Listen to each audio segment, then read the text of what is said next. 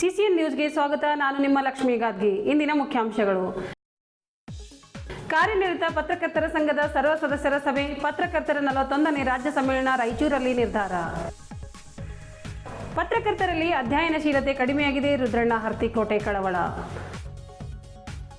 ಮಾಹಿತಿ ಹಕ್ಕು ಅರ್ಜಿಗಳ ಗುಣಮಟ್ಟ ಹೆಚ್ಚಲಿ, ರಾಜ್ಯ ಮಾಹಿತಿ ಆಯುಕ್ತ ಬದ್ರುದ್ದೀನ್. ರಾಜ್ಯದಲ್ಲಿ ಯಾರು ಮುಖ್ಯಮಂತ್ರಿ ಇದ್ದಾರೆ ಅನ್ನೋದು ಜನರಿಗೆ ಗೊತ್ತಾಗುತ್ತಿಲ್ಲ, ಆರ್ ಅಶೋಕ್. ಕರ್ನಾಟಕ ಕಾರ್ಯನಿರತ ಪತ್ರಕರ್ತರ ಸಂಘದ 41ನೇ ಪತ್ರಕರ್ತರ ರಾಜ್ಯ ಸಮ್ಮೇಳನ ರಾಯಚೂರಲ್ಲಿ ನಡೆಯಲಿದೆ.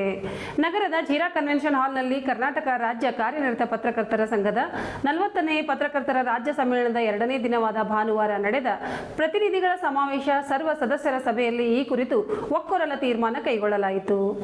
ರಾಯಚೂರು, ಚಿಕ್ಕಬಳ್ಳಾಪುರ ಹಾಗೂ ಕೋಲಾರ ಜಿಲ್ಲಾ ಘಟಕಗಳು ಮುಂದಿನ ರಾಜ್ಯ ಸಮ್ಮೇಳನ ಆಯೋಜನೆಗೆ ಮುಂದೆ ಬಂದಿದ್ದವು. ರಾಯಚೂರಿನಲ್ಲಿ ಸಮ್ಮೇಳನ ನಡೆಸಲು ನಿರ್ಣಯಿಸಲಾಗಿದೆ ಎಂದು ಸಭೆಯ ಅಧ್ಯಕ್ಷತೆ ವಹಿಸಿದ ಕರ್ನಾಟಕ ಕಾರ್ಯನಿರತ ಪತ್ರಕರ್ತರ ಸಂಘದ ರಾಜ್ಯ ಅಧ್ಯಕ್ಷ ಶಿವಾನಂದ ತಗಡೂರ್ ಘೋಷಿಸಿದ್ದಾರೆ. Voice over 1. ಸಂಘದ ಬೈಲಾ ತಿದ್ದುಪಡಿಗೆ ಸಂಬಂಧಿಸಿದಂತೆ ಚರ್ಚೆ ನಡೆದಿದೆ. ಈ ಕುರಿತು ಜಿಲ್ಲಾ ಘಟಕಗಳಿಗೆ ಪತ್ರ ಬರೆದು ಅಭಿಪ್ರಾಯ ಪಡೆಯಲಾಗುವುದು. ಬಳಿಕ ರಾಜ್ಯ ಘಟಕದ ವಿಶೇಷ ಸಭೆ ನಡೆಸಿ ತೀರ್ಮಾನ ಕೈಗೊಳ್ಳಲಾಗುವುದು ಎಂದು ತಿಳಿಸಿದರು. ಸಂಘದ ಬೈಲಾ ತಿದ್ದುಪಡಿ ಮಾಡಿ ಪದಾಧಿಕಾರಿಗಳ ಅವಧಿಯನ್ನು 3 ವರ್ಷದಿಂದ 5 ವರ್ಷಕ್ಕೆ ವಿಸ್ತರಿಸಬೇಕೇ ಅಥವಾ ಈಗಿರುವಂತೆ 3 ವರ್ಷಗಳಿಗೆ ಸೀಮಿತಗೊಳಿಸಬೇಕೇ ಎನ್ನುವ ಕುರಿತು ಸಭೆಯಲ್ಲಿ ಚರ್ಚೆ ನಡೆಯಿತು. ಬೈಲಾ ತಿದ್ದುಪಡಿ ಸಂಬಂಧಿಸಿದಂತೆ ಸದಸ್ಯರಿಂದ ಪರ ವಿರೋಧದ ಅಭಿಪ್ರಾಯಗಳು ವ್ಯಕ್ತವಾದವು.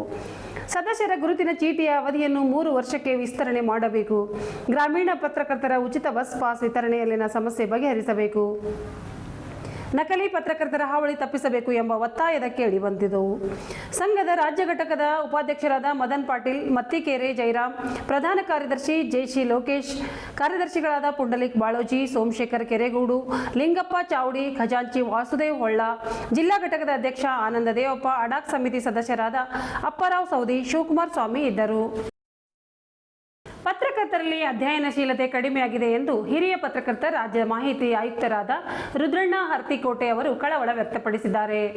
ಕರ್ನಾಟಕ ಕಾರ್ಯನಿರತ ಪತ್ರಕರ್ತರ ಸಂಘದ ಬೀದರ್ ಘಟಕದಿಂದ ನಡೆದ 40ನೇ ರಾಜ್ಯ ಪತ್ರಕರ್ತರ ಸಮ್ಮೇಳನದಲ್ಲಿ 2ನೇ ದಿನ ಏಪ್ರಿಲ್ 12ರಂದು ನಡೆದ ಮಾಹಿತಿ ಹಕ್ಕು ಕಾಯ್ದೆ ವಿಷಯದ ಉಪನ್ಯಾಸ ಉದ್ಘಾಟಿಸಿ ಅವರು ಮಾತನಾಡಿದರು. ಸತ್ಯವನ್ನು ತಿರುಚುವಂತಹ, ಇನ್ನಾರದ್ದು ಬಾಲಂಗೋಚಿ ಆಗುವಂತಹ ದುಸ್ಥಿತಿಯಿಂದ ಪತ್ರಕರ್ತರು ಹೊರಬರಬೇಕು. ಪತ್ರಿಕೋದ್ಯಮ ಮತ್ತು ತನ್ನ ಗಟ್ಟಿತನವನ್ನು ಉಳಿಸಿಕೊಳ್ಳಬೇಕು. ಸೇವಾ ಕ್ಷೇತ್ರವಾಗಿರದೆ ಇಂದು ಪತ್ರಿಕೋದ್ಯಮವು ಉದ್ಯಮದ ಸ್ವರೂಪ ಪಡೆದಿದೆ.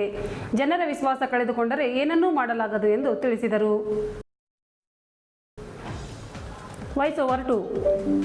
ಊಹಾ ಪತ್ರಿಕೋದ್ಯಮ ಬಿಟ್ಟು ಉತ್ತಮ ಪತ್ರಿಕೋದ್ಯಮ ಮಾಡಬೇಕು ಎಂದರೆ ನೀವು ತನಿಖಾ ಮತ್ತು ಅಭಿವೃದ್ಧಿ ಪತ್ರಿಕೋದ್ಯಮ ಮಾಡಬೇಕು. ಅಭಿವೃದ್ಧಿ ಪತ್ರಿಕೋದ್ಯಮ ಮಾಡಬೇಕು ಎಂದರೆ ಮಾಹಿತಿ ಹಕ್ಕು ಕಾಯ್ದೆಯನ್ನು ಸಮರ್ಥವಾಗಿ ಬಳಕೆ ಮಾಡಿಕೊಳ್ಳಬೇಕು ಎಂದು ಅವರು ಪತ್ರಕರ್ತರಿಗೆ ಸಲಹೆ ಮಾಡಿದರು. ವಿಚಿತ್ರವೆಂದರೆ ಇದುವರೆಗೆ ಅಭಿವೃದ್ಧಿ ವರದಿ ವಿಷಯಕ್ಕೆ ಸಂಬಂಧಿಸಿದಂತೆ ಒಂದೇ ಒಂದು ಅರ್ಜಿಯು ಪತ್ರಕರ್ತರಿಂದ ಮಾಹಿತಿ ಆಯೋಗದಲ್ಲಿ ಸ್ವೀಕೃತವಾಗಿಲ್ಲ ಎಂದು ಅವರು ಬೇಸರ ವ್ಯಕ್ತಪಡಿಸಿದರು. ಹಾಗಂತ ಮಾಹಿತಿ ಹಕ್ಕು ಕಾಯ್ದೆಯನ್ನು ಯಾರೂ ಸಹ ದುರುಪಯೋಗ ಮಾಡಿಕೊಳ್ಳಬಾರದು ಎಂದು ಮನವಿ ಮಾಡಿದರು. ಪತ್ರಕರ್ತರು ಆಯೋಗದಲ್ಲಿದ್ದರೆ ಏನು ಮಾಡಬಹುದು ಎಂಬುದನ್ನು ನಾನು ಸೇರಿದಂತೆ ಬದ್ರುದ್ದೀನ್ ಬಿ, ವೆಂಕಟ್ ಸಿಂಗ್ ಹಾಗೂ 4 ಪತ್ರಕರ್ತರು ಆಯೋಗದಲ್ಲಿ ಆಯುಕ್ತರಾಗಿ ಉತ್ತಮ ಕಾರ್ಯ ಮಾಡಿದ್ದೇವೆ. ಎಲ್ಲಾ ಜಿಲ್ಲೆಗಳಲ್ಲಿ ತರಬೇತಿ ಮಾಡುತ್ತಿದ್ದೇವೆ. ಇದುವರೆಗೆ 300 ಜನ ಅಧಿಕಾರಿಗಳ ಮೇಲೆ ದಂಡ ವಿಧಿಸಿ ಎಚ್ಚರಿಕೆ ನೀಡಿದ್ದೇವೆ ಎಂದು ಅವರು ತಿಳಿಸಿದರು. ಈ ವೇಳೆ ಮಾಹಿತಿ ಆಯುಕ್ತರಾದ ಬದ್ರುದ್ದೀನ್ ಬಿ, ವೆಂಕಟ್ ಸಿಂಗ್, ಪತ್ರಕರ್ತರಾದ ಕೆವಿ ಪರಮೇಶ್, ಬಾಬುರಾವ್ ಯಡ್ರಾಮಿ, ಮಹಮ್ಮದ್ ಭಾಷಾ ಗೊಳಂ, ಎಚ್.ಬಿ. ಮದನ್ ಗೌಡ ಇದ್ದರು. ಮಾಹಿತಿ ಹಕ್ಕು ಅರ್ಜಿಗಳು ಗುಣಮಟ್ಟದಿಂದ ಕೂಡಿರಲಿ, ಮಾಹಿತಿ ಹಕ್ಕು ಕಾಯ್ದೆ ಸದ್ಬಳಕೆ ಆಗಬೇಕು ಎಂದು ರಾಜ್ಯ ಮಾಹಿತಿ ಹಕ್ಕು ಆಯುಕ್ತ ಬದ್ರುದ್ದೀನ್ ಅವರು ಹೇಳಿದರು. ಕರ್ನಾಟಕ ಕಾರ್ಯನಿರತ ಪತ್ರಕರ್ತರ ಸಂಘದ ಬೀದರ್ ಘಟಕದಿಂದ ನಡೆದ 40ನೇ ರಾಜ್ಯ ಪತ್ರಕರ್ತರ ಸಮ್ಮೇಳನದಲ್ಲಿ 2ನೇ ದಿನ ಏಪ್ರಿಲ್ 12ರಂದು ನಡೆದ ಮಾಹಿತಿ ಹಕ್ಕು ಕಾಯ್ದೆ ವಿಷಯದ ಉಪನ್ಯಾಸದಲ್ಲಿ ಅವರು ಮಾತನಾಡಿ, ಹೋರಾಟಗಾರರು ಮತ್ತು ಬೇರೆಯವರ ಹೆಸರಿನಲ್ಲಿ ಕೆಲವರು ಅರ್ಜಿ ಸಲ್ಲಿಸಿ ಕಾಯ್ದೆಯ ದುರುಪಯೋಗ ಪಡಿಸಿಕೊಳ್ಳುವ ಕಾರ್ಯ ನಡೆಯುತ್ತಿದೆ. ಮಾಹಿತಿ ಕೇಳುವಾಗ ಪತ್ರಕರ್ತರು ತಮ್ಮ ವೃತ್ತಿಗೆ ಚ್ಯುತಿ ಬಾರದ ರೀತಿಯಲ್ಲಿ ನಡೆದುಕೊಳ್ಳಬೇಕು. ಈ ಕಾಯ್ದೆಯನ್ನು ದುರುಪಯೋಗಪಡಿಸಿಕೊಳ್ಳುವವರನ್ನು ಹತ್ತಿಕ್ಕುವ ಕಾರ್ಯವನ್ನು ಸಹ ಪತ್ರಕರ್ತರು ಮಾಡಬೇಕು ಎಂದರು. ಅಧ್ಯಯನಶೀಲ ವರದಿಗೆ ಮಾಹಿತಿ ಪಡೆದುಕೊಂಡಲ್ಲಿ ಗುಣಮಟ್ಟದ ವರದಿ ಮಾಡಬಹುದು ಎಂದು ಅವರು ಪತ್ರಕರ್ತರಿಗೆ ಸಲಹೆ ಮಾಡಿದರು. ಈ ವೇಳೆ ರಾಜ್ಯ ಮಾಹಿತಿ ಆಯುಕ್ತರಾದ ಬಿ. ವೆಂಕಟ್ ಸಿಂಗ್, ಪತ್ರಕರ್ತರಾದ ಕೆವಿ ಪರಮೇಶ್, ಬಾಬುರಾವ್ ಯಡ್ರಾಮಿ, ಮಹಮ್ಮದ್ ಭಾಷಾ ಗೊಳಂ, ಎಚ್.ಬಿ. ಮದನ್ ಗೌಡ ಇದ್ದರು. ಕೆಲಸವನ್ನು ಅವರು ಮಾಡ್ತಾರೆ. ಆ ಕಾರಣಕ್ಕಾಗಿ ಇಂಥ ಚಟುವಟಿಕೆಗಳಿಗೆ ಆಯೋಗ ಕಡಿವಾಣ ಹಾಕುವಂಥ ಕೆಲಸ ಆಗ್ತದೆ. ಯಾಕೆಂತಂದರೆ ಮಾಹಿತಿ ಹಕ್ಕು ಕಾಯ್ದೆ ಅಂತ ಅನ್ನೋದು ತನಿಖಾ ಪತ್ರಿಕೋದ್ಯಮಕ್ಕೆ ಬಂದಂಥ ಸಂಜೀವಿನಿ, ಅದನ್ನು ಸರಿಯಾಗಿ ಬಳಸ್ಕೊಳ್ಳೋಕ್ಕೆ ಅನುಕೂಲ ಆಗುವ ನಿಟ್ಟಿನಲ್ಲಿ ಒಂದಷ್ಟು ಕೆಲಸಗಳಾಗಲಿ ಅಂತ ಹೇಳಿ ನಾನು ಆಶೆ ವ್ಯಕ್ತಪಡಿಸ್ತೀನಿ. ನನ್ನನ್ನು ಕರೆದು ಮಾತನಾಡಲಿಕ್ಕೆ ಅವಕಾಶ ಕೊಟ್ಟಂಥ ರಾಜ್ಯದಲ್ಲಿ ಮುಖ್ಯಮಂತ್ರಿ ಯಾರಿದ್ದಾರೆ ಅನ್ನುವುದೇ ಗೊತ್ತಿಲ್ಲ ಎಂದು ಜನರು ಗೊಂದಲದಲ್ಲಿದ್ದಾರೆ ಎಂದು ಪ್ರತಿಪಕ್ಷದ ನಾಯಕ ಆರ್ ಅಶೋಕ್ ಹೇಳಿದರು. ರಾಜ್ಯ ಪತ್ರಕರ್ತರ ಸಮ್ಮೇಳನಕ್ಕೆ ಆಗಮಿಸಿದ ಅವರನ್ನು ಭೇಟಿಯಾದ ಮಾಧ್ಯಮದವರೊಂದಿಗೆ ಮಾತನಾಡಿದರು. ಕಾಂಗ್ರೆಸ್ ಪಕ್ಷದಲ್ಲಿ ಭಿನ್ನಮತೀಯ ಶಾಸಕರು ದೆಹಲಿಗೆ ಹೋಗ್ತಾ ಇದ್ದಾರೆ. ಸಿಎಂ ಅವರನ್ನು ಕೆಳಗಿಳಿಸೋಕೆ ಒಂದು ಗ್ಯಾಂಗ್, ಅವರನ್ನೇ ಏರಿಸೋಕೆ ಒಂದು ಗ್ಯಾಂಗ್ ಹೋಗ್ತಾ ಇದೆ ಎಂದರು. ನೆಪಕ್ಕೆ ಮಾತ್ರ ಮಂತ್ರಿ ಸ್ಥಾನ ಲಾಭಿಸಿ ಆದರೆ ಸಿಎಂ ಅವರನ್ನು ಕೆಳಗಿಳಿಸೋಕೆ ಹೋಗ್ತಾ ಇದ್ದಾರೆ. ಸಿಎಂ ಬದಲಾವಣೆ ಆಗೋದು ಗ್ಯಾರಂಟಿ, ಸಿಎಂ ಬಿಡಲ್ಲ ಅಂತಿದ್ದಾರೆ ಎಂದರು. ಆದರೆ ಡಿಕೆಶಿ ಒದ್ದು ಕಿತ್ಕೋತೀನಿ ಅಂತಿದ್ದಾರೆ. ಜನ ಬೇಸತ್ತು ಹೋಗಿದ್ದಾರೆ. ಈ ಸರ್ಕಾರ ತೊಲಗಿಸೋಕೆ ನಾವು ಕೆಲಸ ಮಾಡ್ತೀವಿ ಎಂದು ಹೇಳಿದರು. ಬಂಗಾಳದಲ್ಲಿ ಬಾಂಗ್ಲಾದೇಶ ಪ್ರಜೆಗಳೇ ಜಾಸ್ತಿ ಇದ್ದಾರೆ, ಅಲ್ಲಿ ಗೂಂಡಾ ರಾಜ್ಯ ಇದೆ. ಪಶ್ಚಿಮ ಬಂಗಾಳದಲ್ಲಿ ಬಾಂಗ್ಲಾದೇಶಿಗರಿಗೆ ವೋಟರ್ ಲಿಸ್ಟ್ ಮಾಡಿ ಕೆಡೋಕೆ ಒಂದು ಸ್ಕೀಮ್ ಇದೆ. ವೋಟ್ಗೋಸ್ಕರ ಏನು ಬೇಕಾದರೂ ಮಾಡೋಕೆ ಮಮತಾ ಬ್ಯಾನರ್ಜಿ ಸರ್ಕಾರ ಮಾಡ್ತಿದೆ ಎಂದು ಹೇಳಿದರು. ಸುಪ್ರೀಂ ಕೋರ್ಟ್ ಆದೇಶವನ್ನು ಮಮತಾ ಬ್ಯಾನರ್ಜಿ ಸರ್ಕಾರ ಪಾಲನೆ ಮಾಡಿಲ್ಲ ಎಂದು ದೂರಿದ ಅವರು, ದೇಶದಲ್ಲಿ ನಿಜವಾದ ಪ್ರಜೆಗಳಿಗೆ ವೋಟ್ ನೀಡೋದಕ್ಕೆ ಎಸ್ಐಆರ್ ಮಾಡಲಾಗುತ್ತಿದೆ. ಬಾಗಲಕೋಟೆ, ದಾವಣಗೆರೆಯಲ್ಲಿ ಮುಸ್ಲಿಮರು ಬಿಜೆಪಿಗೆ ಮತ ಹಾಕಿದ್ದಾರೆ. ಈ ಸರ್ಕಾರದ ಧೋರಣೆಯಿಂದ ಮುಸ್ಲಿಮರು ರೋಷಿ ಹೋಗಿದ್ದಾರೆ. ಕಾಂಗ್ರೆಸ್ ಸರ್ಕಾರ ಕುಲಗೆಟ್ಟು ಹೋಗಿದೆ. ದುರಾಡಳಿತ, ಭ್ರಷ್ಟಾಚಾರ ಹೆಚ್ಚಾಗಿದೆ. ಮುಸ್ಲಿಮರಿಗೆ ಕೂಡ ಕಾಂಗ್ರೆಸ್ ಬೇಡವಾಗಿದೆ. ಸರ್ಕಾರ ತೊಲಗಿದ್ರೆ ಸಾಕು ಅಂತಿದ್ದಾರೆ ಎಂದರು.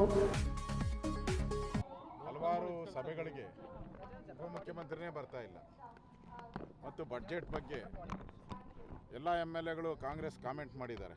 ಡಿ ಕೆ ಶಿವಕುಮಾರ್ ಏನಾನ ಕಾಮೆಂಟ್ ಮಾಡಿದಾರ ನೋಡಿ?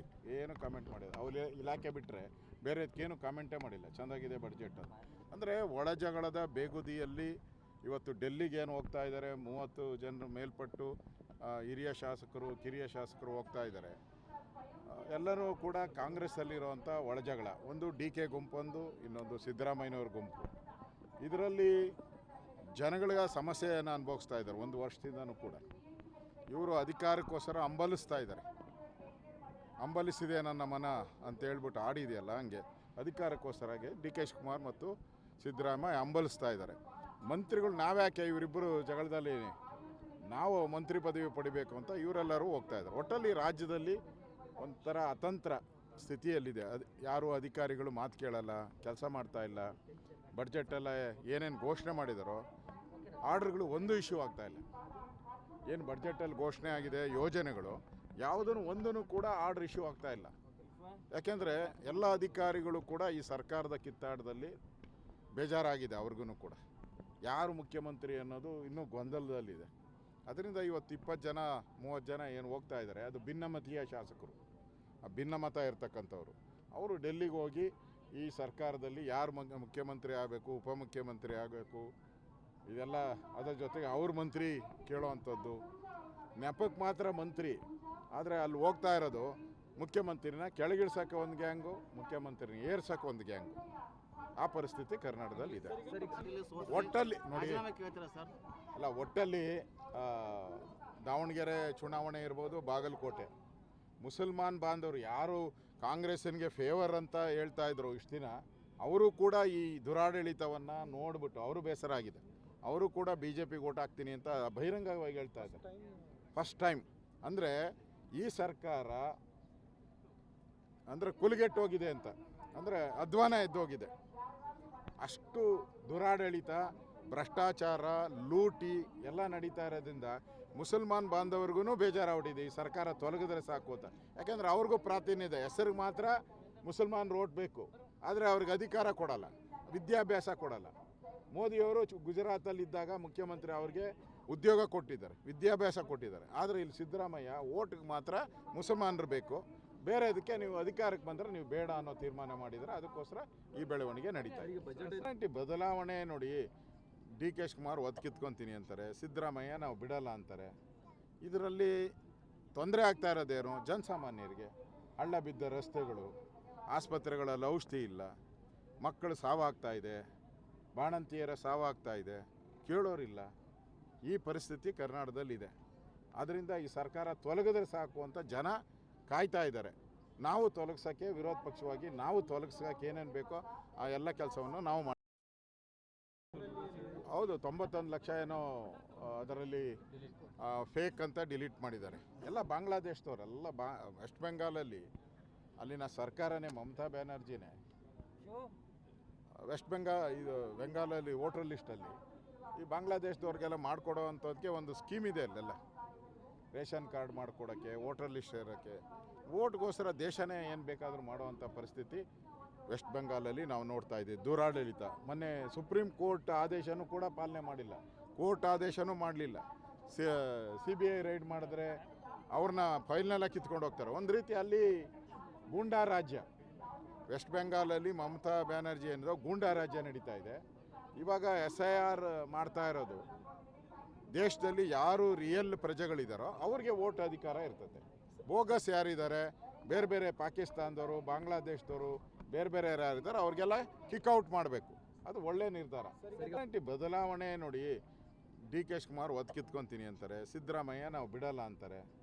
ಇದರಲ್ಲಿ ತೊಂದರೆ ಆಗ್ತಾ ಇರೋದೇನು? ಜನಸಾಮಾನ್ಯರಿಗೆ ಹಳ್ಳ ಬಿದ್ದ ರಸ್ತೆಗಳು, ಆಸ್ಪತ್ರೆಗಳಲ್ಲಿ ಔಷಧಿ ಇಲ್ಲ, ಮಕ್ಕಳು ಸಾವಾಗ್ತಾ ಇದೆ, ಬಾಣಂತಿಯರ ಸಾವಾಗ್ತಾ ಇದೆ, ಕೇಳೋರಿಲ್ಲ.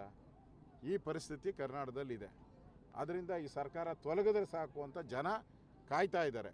ನಾವು ತೊಲಗಿಸೋಕ್ಕೆ, ವಿರೋಧ ಪಕ್ಷವಾಗಿ ನಾವು ತೊಲಗಿಸೋಕ್ಕೆ ಏನೇನು ಬೇಕೋ ಆ ಎಲ್ಲ ಕೆಲಸವನ್ನು ನಾವು ಮಾಡಿ. ಇದರೊಂದಿಗೆ ನಮ್ಮ ಇಂದಿನ ವಾರ್ತಾ ಪ್ರಸಾರ ಮುಕ್ತಾಯವಾಯಿತು. ಮುಂದಿನ ವಾರ್ತೆಗಳೊಂದಿಗೆ ಮತ್ತೆ ಭೇಟಿಯಾಗೋಣ. ವಂದನೆಗಳು.